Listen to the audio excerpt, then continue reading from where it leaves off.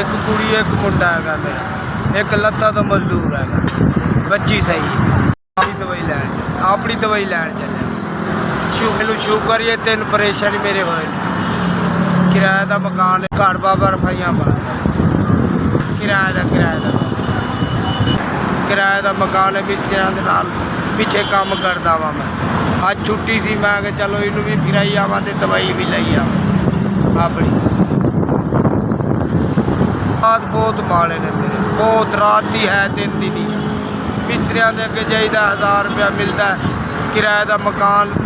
के पैसे नहीं पूरे होते ना दवाई के पैसे पूरे होते तो बड़ा मजबूर हाँ मैं बहुत मजबूर हाँ।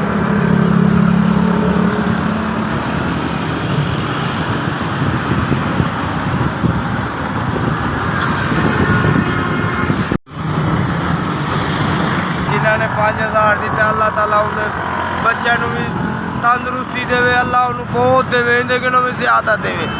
अल्लाह इन्हें कोलों भी ज़्यादा देवे अल्लाह हज करावे मदीने शरीफ का अल्लाह उन्हें खुशी देवे अल्लाह ताला उन्हें बच्चों की हयाती करे